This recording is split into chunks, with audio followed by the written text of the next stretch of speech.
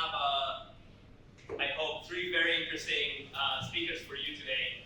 First of all, Pascual. Pascual, very, very nice to have you here. Would you mind introducing yourself?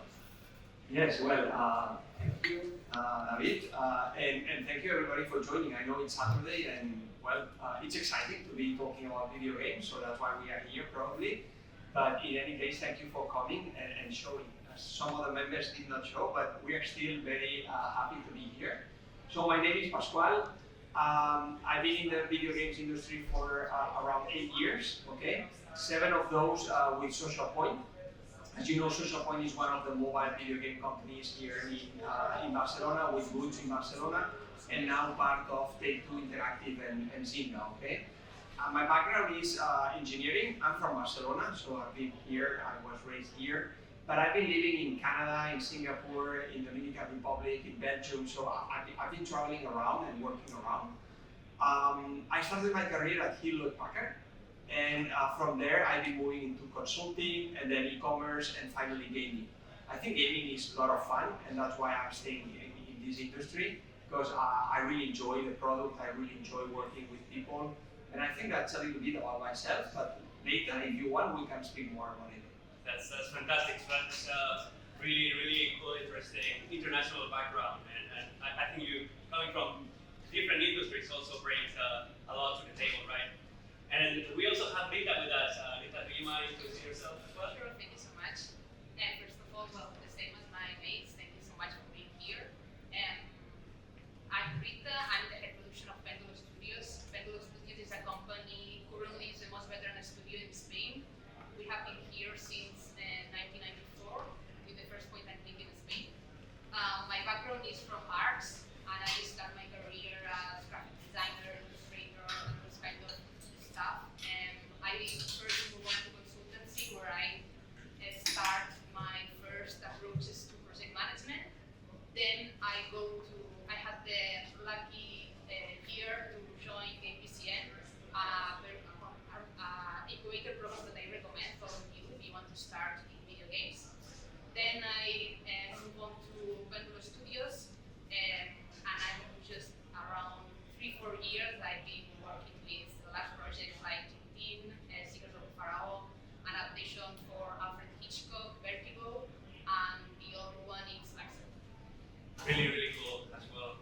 It's great that you've been in Pendulo for a little while, but you've been able to work in such interesting franchises, right?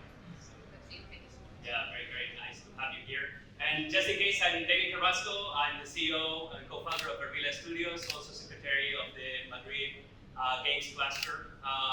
I've been in the industry for around 25 years, worked in electronic arts in Vancouver, Nintendo of America, Ubisoft, Atari, and I founded Ervila Studios 4 years ago when we got acquired by Embracer. We reacquired ourselves last year, and now we just announced that our game Resolve Hero titles will be launched, published by Blumhouse Games in the following months, years, who knows? It's still to be determined. So it's very, very nice to be here and talk a little bit about the potential of España in the market and worldwide market. I would believe in the video game industry.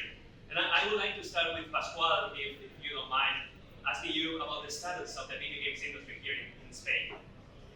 Sure. Well, let me start by speaking a little bit about Sunsoft. That is the company that I represent first. As you know, Sunsoft is quite a young company focused on mobile games. We have roots in Saudi Arabia, but we have a big office with development capabilities here in Barcelona, and we are very proud of that. No? So Sunsoft is a developer, a publisher, and investor in video games, and our ambition is to develop and publish well-known global games that can attract audience for many years. So let's talk a little bit now about the industry, no? And as you all know, video games industry is the biggest segment in the entertainment space. Okay, it's bigger than music and cinema together. So it's the most relevant segment in the entertainment business. more or less with 50% of the revenues coming from mobile, and then around 30% coming from console and 20% coming from PC, no?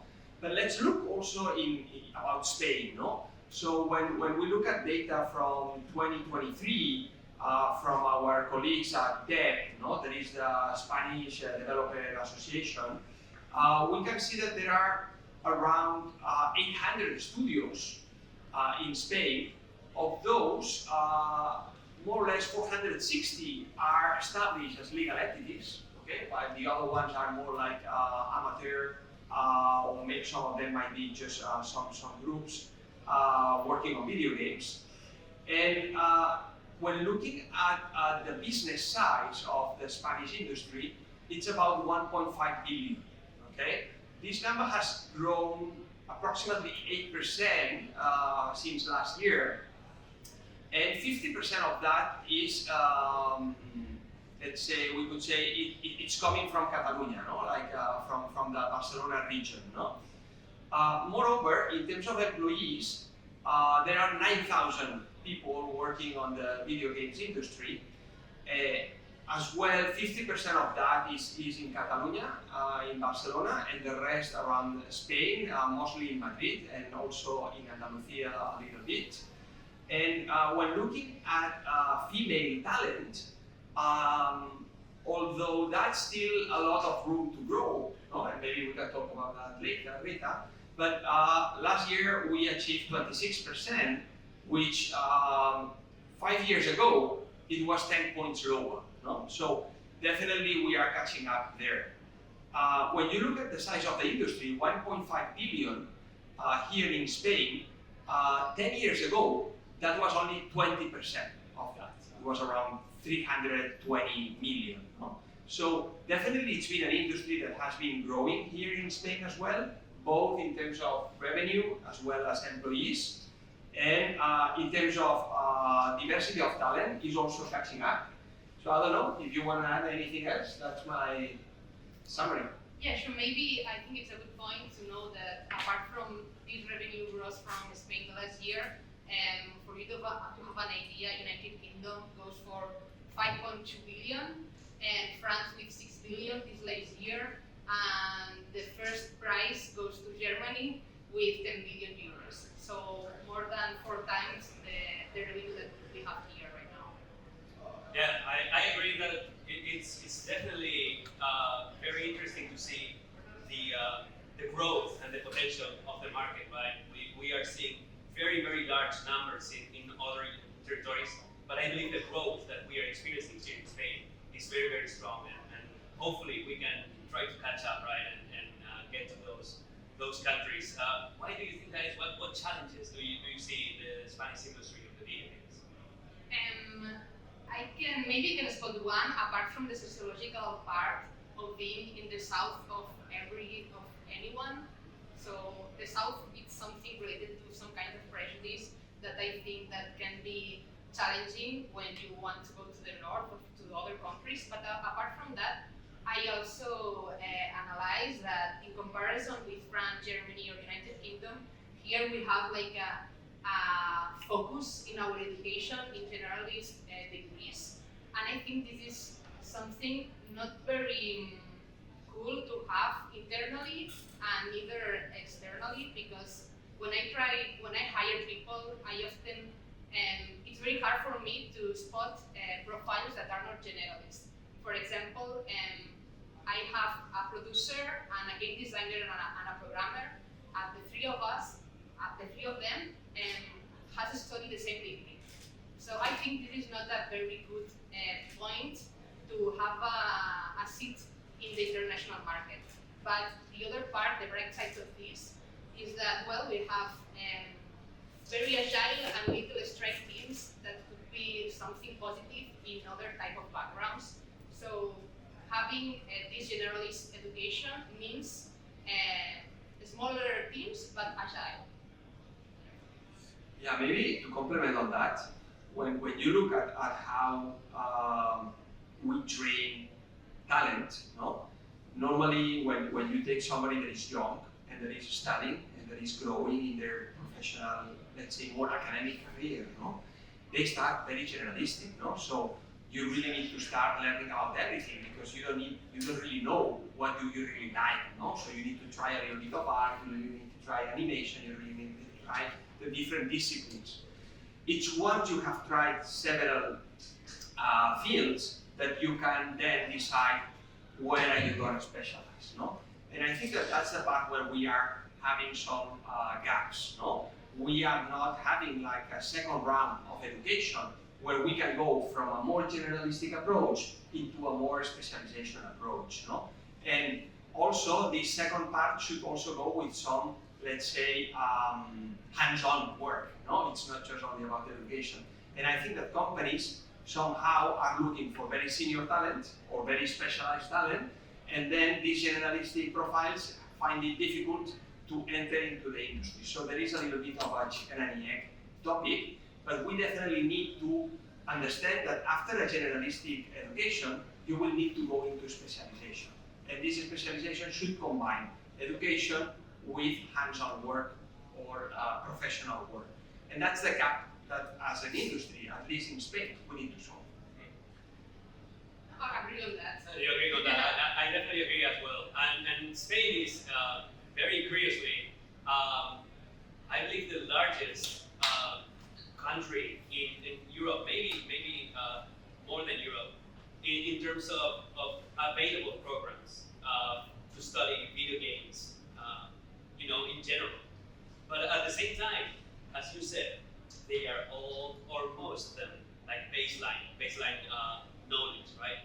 So what happens then is that we have a lot of production of new talent.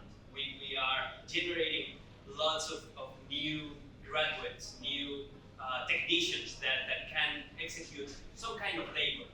But actually, when they want to grow, when they want to climb the ladder, they do not have access to the next level, the next possible program, graduate, masters, whatever. There are very, very few specialization programs here in Spain compared to the giant mass of entry-level education.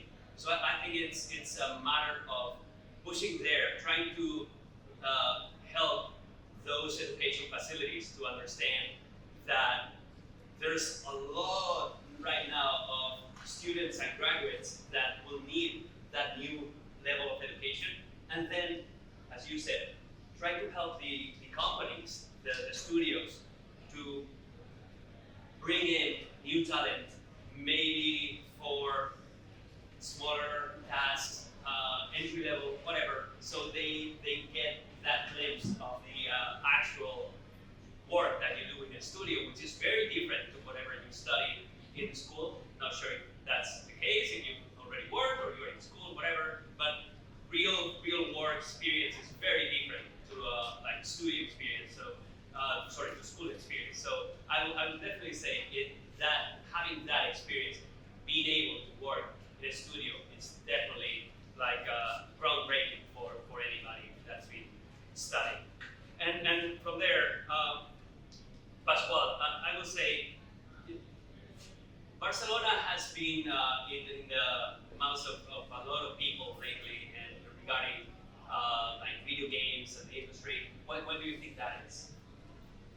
I think there are several reasons. No, the first one is that there is a good pool of local talent, fostered by a good network of universities, and especially they develop good talent in terms of developers and artists. No, at the same time there is a strong ecosystem of startups, tech startups, which somehow provides this tech talent, a way to continue growing.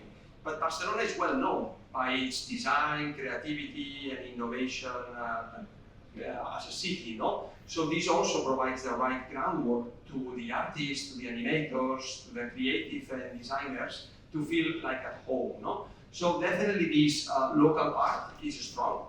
But then it's a city that is able to attract international talent, Especially European talent, because it's very close to all the big European cities.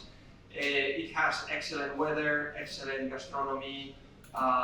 It's a very let's say, affordable city in terms of cost-life balance, no?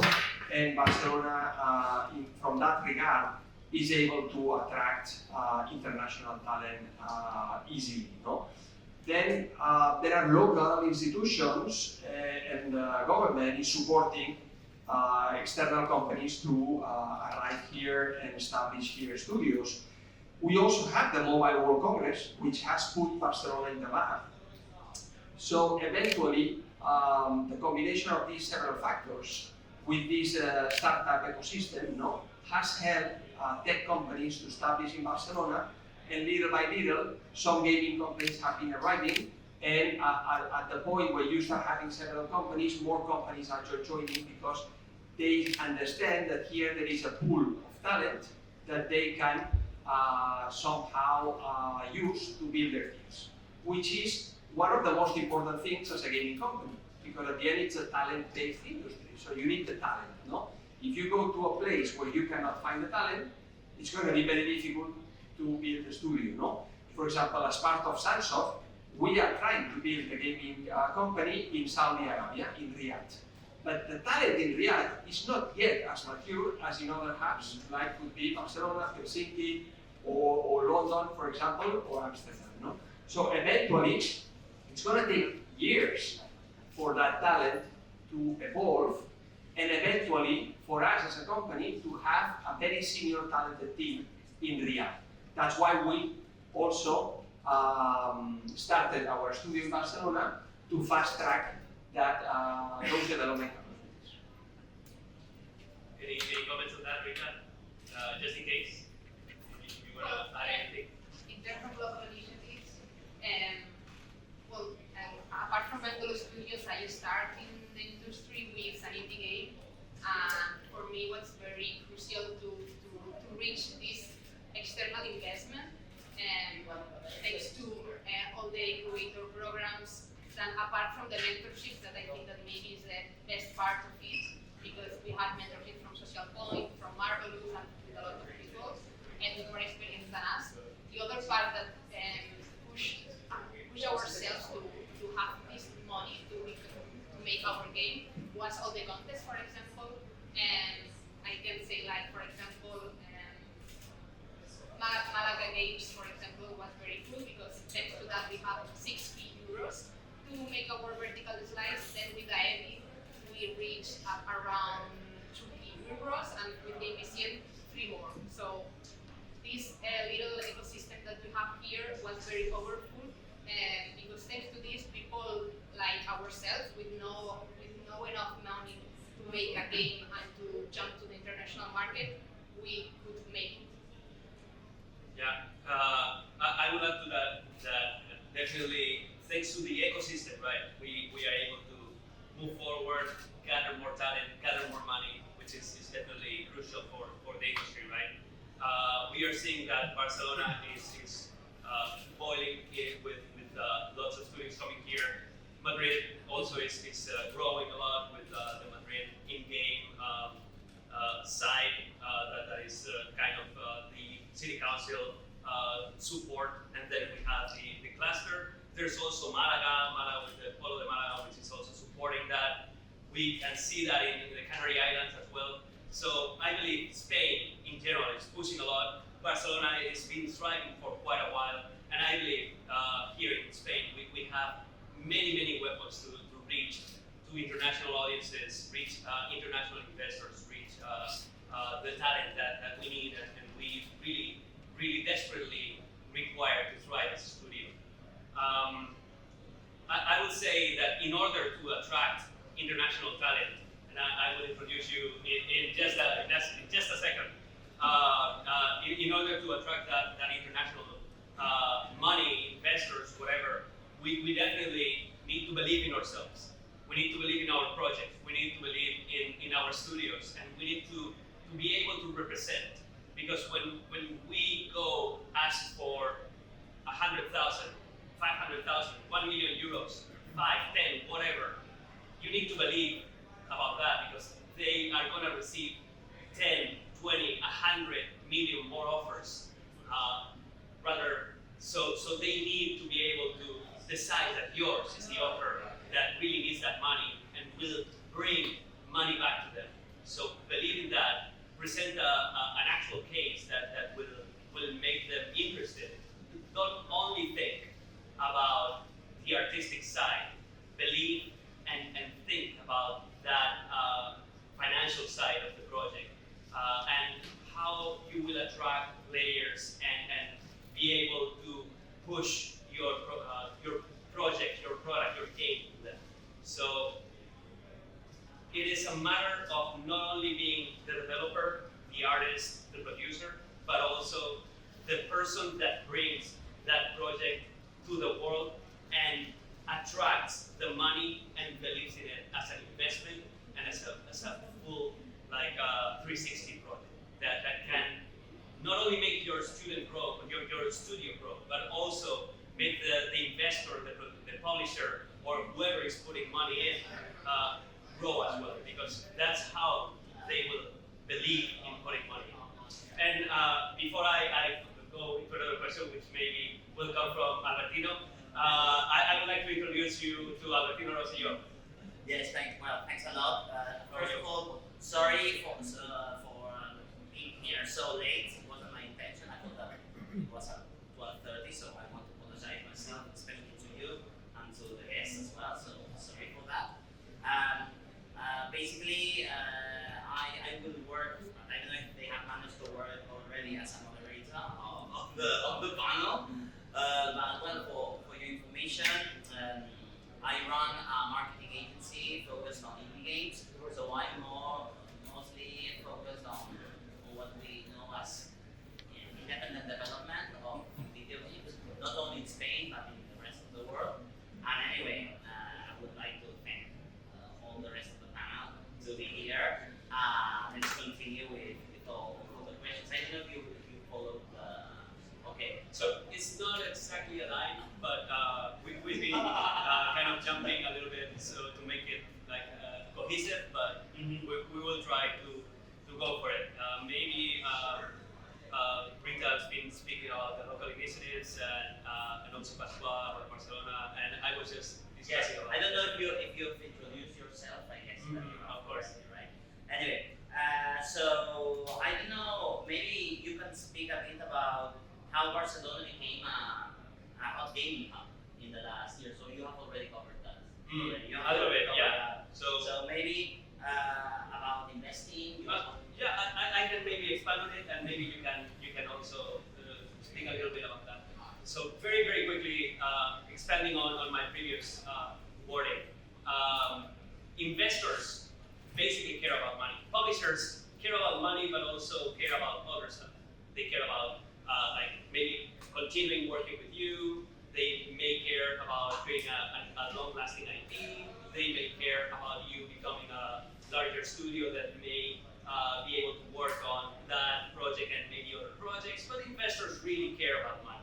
So you really need to understand which publisher you are approaching, which investor you're approaching, what are their looks in the market, what they have in the market, and what can you bring? What is it that you bring that makes your game stand out from whatever they already have, or how it aligns with their current strategy? As I say, with investors, it's basically how my project is cheaper than the rest but will bring more money in. And with publishers, there may be a lot more things. And I would also recommend try to connect with publishers that align with your image, with the kind of product that you are making, and that will understand you as a studio and as a project. So it all makes sense as you work together, because you are going to be working together for quite a while. Not sure if you want to expand on that. Yeah, sure. I always say as an advice for the people that wants to reach some investment or to have a contract with the publisher, I always share and show my database of 183 lines, and each line is a name of a person with his contact or her contact, and what I mean with that to the people that wants to raise that money is that when I start talking with investors and publishers, I talk to myself and and I was saying to myself that I was not better than anybody. So my way to reach the money was not being better than the rest, but working more than the rest. Maybe it is a little toxic message, but what I was trying to say is that sometimes in terms of let's win the statistics and talk a lot with a lot of people, and maybe one publisher or one investor will match with you. So it's a matter of win the statistics and have this database with 100, 200, or 300 publishers from around the world. So, and for example, having friends in the industry, I didn't have a database of press release and streamers, but I met a journalist in a conference, and he gave me a database with 1,000 lines, and that was my savior in the release of my first indie game. And thanks to that, we reach the audience, for example. So database will be my first advice to reach that investment. I would like to ask you one thing in this sense, because you say very logical things, but where are these investors? How can you find them? Where are which doors you have to knock in order to find these investors? And my first door to knock was joining HGC. So thanks to that, I first attended Gamescom and to different conferences, and also I was lucky because it was COVID era, and this was cool in one part because we don't have many money because it was our first game. So thanks to that, a lot of tickets were free, and you were able to talk without traveling to the United States, to Germany. So it was the first approach for me to go to the conference, and thanks to that, then I always try to be here. I always try to be in any conferences. I talk to LinkedIn. I talk to everyone on the industry and try to be nice and kind to everybody. Yeah, let me share my perspective as a publisher. No, at Samsung we are looking for developers in the mobile space where they have games ready to be published. And well, first of all, as David was saying, there needs to be some product fit, no, between the type of product that we are looking to publish with the type of product that the developer is passionate about, no. Second, there is a lot about the team, no. Does the team has the right capabilities? Does the team shows the passion and the commitment into the game? At the same time, we also need to understand which are the needs of the team in terms of publishing needs and which are the services that we can provide or that we are willing to provide. No? Once we start into looking into the product, which is a big part of the, let's say, the assessment or the relationship, no? We are very database driven, no? So we really look at data, and at the end is, does this game, apart from being fun, apart from being technically stable, no? Does it show some KPIs that make us think that audience is really interested into this game, no?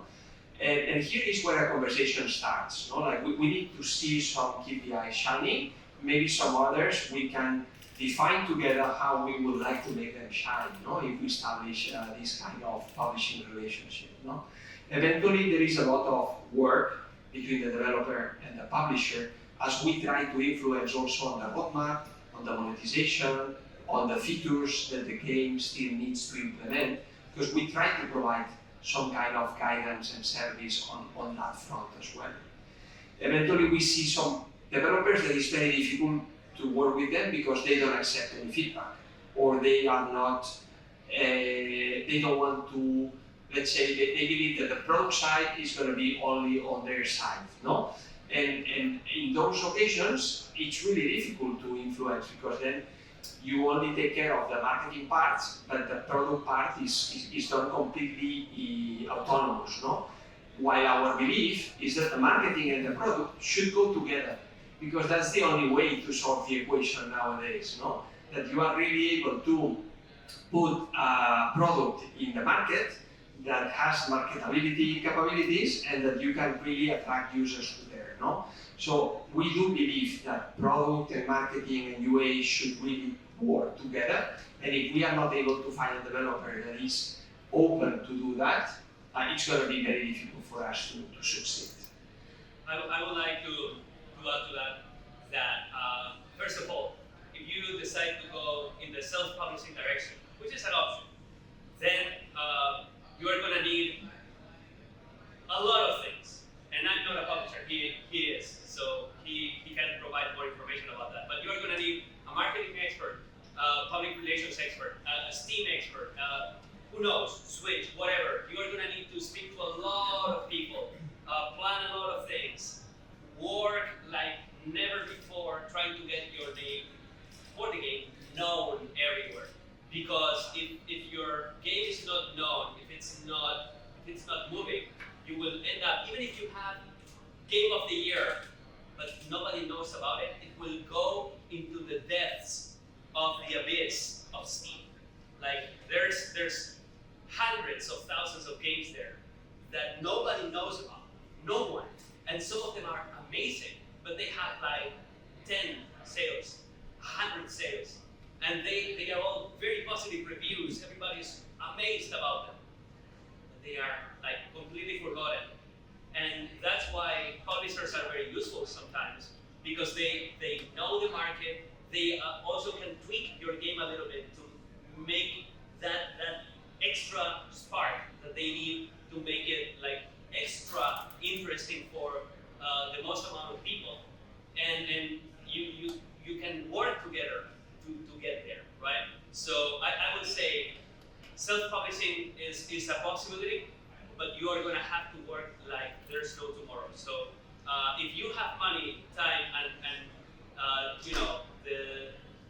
you really want to like go for it, then go for it. But if not, I would definitely recommend you to go with a publisher, because they know a lot of stuff and they will guide you through the crazy world of getting your game world in the known everywhere that you want to sell it, and you really want to sell it everywhere. So please think about what you are going to do twice before you commit to something that may take your studio into a lurking phase where you are like completely floating, doing nothing, just waiting for people to buy your game, and that would be like catastrophic. And I know some publishers that just work like searching for these games that are amazing and that just fail in their marketing and commercial ability. So and they rescue those games. Let's say rescue. Speak with the developer, clean, polish, relaunch, and then in a large percentile of times they get more money back than what they had in the beginning. Very, very interesting. So maybe you could tell us a bit more about differences between Spanish studios and international ones, and how the approach between international studios, which is the approach that they do among the publishers and investment compared to Spanish. Is it I would say, is it a mature market in Spain? So I may take this. I'm sure you guys can give a lot of information there, but I would say what I've seen. I've been traveling a lot, and in Madrid, in cluster also, I've been speaking to a lot of people, and I've noticed that the Spanish market has a lot of talent and really great products, but in the end, it feels amateurish. It feels that it lacks some of that experience that other markets that are more mature, like Germany, England, France, that we were discussing before, that were making so much more money than Spain already have.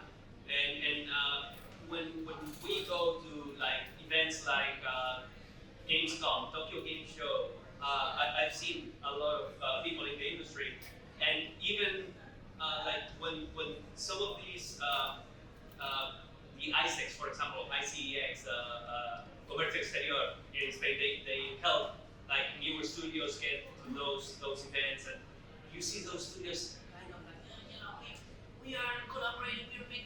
No, as I said, try to believe in it because the other markets feel more mature and they go blasting for the money. It feels like we are ashamed or we are shy in asking for money, asking for support, and looking for the right support, looking for the right partners there. So don't be shy. Be strong and believe about your studio because the other markets, the other countries, they are used to fighting. They are used to trying to get a lot more money, especially because salaries are higher, talent is more expensive, offices and other stuff are more expensive, so they require more money for the same game. Let's take advantage of that and let's use that in our support. Instead of being like, hey, we're small but we're good. No, hey, we can make the same product, like a really good product for less money in a very good space with sun and fantastic food and great social life, right? You guys wanna? Yeah, sure, and I agree on that. And apart from that, and the generalist approach of our universities that, as I said, produces like smaller teams.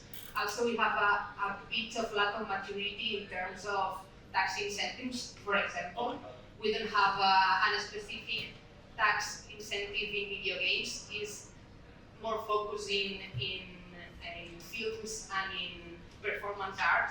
And so it's a pity to don't have this type of incentives here because as I said, in animation they can have around 20 till 45, I think, tax incentives to attract this type of investment from abroad. So I think like video games industry, we feel like less care or less push from the government to have a better place in Europe or in the international markets. 100% agree. Maybe to add on that, no, and I think that when we speak, we really look through the lens that we have, no, and some of my colleagues look at that more from the PC console part, and maybe I will look it more from the mobile space, no, which again, those three are the ones that are really representing the market, no, but when looking at mobile, I think that our studios have nothing. I'm not missing anything against international studios, no? In fact, I would say that most of them, very important studios, are relocating their operations in Barcelona and in Spain, no? That's the case of Scopely, for example. They are growing massively here in Spain, not only in Barcelona, also in Sevilla, no?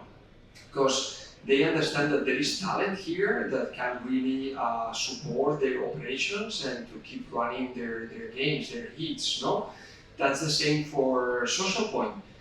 Since the arrival of Zynga, Zynga has been betting stronger on the talent that the company has here. But let's not forget King. They arrived here in, 2012 or something like that, and this is one of their biggest operations. So definitely I would see that big companies see in Spain a place where they can run their operations, where they can establish studios, and that's not only about those three. We have FanPlus, we have Triple Dot, we have Zetolab, we have a bunch of gaming companies. And in fact, 40% of the biggest gaming companies are located in Catalonia, for example, and a few more in Madrid. So I would say that from a talent perspective, from a studio perspective, worldwide, the companies are betting on this industry. Absolutely. Okay. Well, it's important what you said about the differentiation between mobile gaming and PC or console gaming because they are completely different worlds, as Scott said. Anyway, I think that we're finishing in 10 minutes, right? Something like that, yeah. Yeah. So maybe you can at this point share some recommendations or some insights. I know that we have covered these things all throughout the conversation, but maybe as a conclusion, you could give some advice to to newcomers or to studios who are just starting or students who are looking forward to making their new studio or to entering the industry? Yeah, sure. I think that my only recommendation would be talk to people, and maybe also in comparison with other countries, we have a lack of communication of each other, and the way to avoid the pitfalls that our colleagues and our neighbors are committing is to share this knowledge with ourselves and accumulate the know-how, not just our own know-how, also the know-how from the others. I think this is the way to step by step be a better and a bigger industry in Spain in the international market. Yeah, completely agree. At the end, it's all about the ecosystem, no? And for the gaming industry to be strong, you need to build, let's say, a transversal ecosystem that goes from, let's say, schools, universities, and then some incubators, as Rita was saying, accelerators, the support from the government, the indies, the mid-size, the big size. Like, we really need all this ecosystem to be strong. If one of these pieces is missing, then we really notice how the ecosystem is failing and is not balanced, no? So I would say take the most of this ecosystem, but also position yourself to support and foster this ecosystem, because I think each of us has a lot to provide into this. And then I would say make the right network, because for example now that the industry is going through some, let's say, difficulties, okay, in terms of layoffs and there is more, they call it redundancies, okay? Well, between the different companies, we are helping each other on trying to say, look, I have a very good artist, I have a very good producer, does anybody need some of this talent, no? So we are really trying to keep the industry alive, at least here, and to keep the talent working on great projects. That is at the end what we really want, to make great games. Absolutely. I 100% agree with you guys. Talk to people. Don't stop moving. Try to go places. Try to go to events. Join MadBCN, Madrid Game, whatever association you can. Try to grow and become better professionals. Keep learning. Keep watching videos, YouTube tutorials, whatever you need to keep learning and becoming better. Learn the financial and business side of things. Even if it's not going to be 100% your thing, try to learn a little bit about it, because it will help you along the way a lot. You may end up in that position at some point by being a lead producer or even maybe a CEO of your own studio. Believe in your project. No one is going to believe in your project more than you. So believe in it.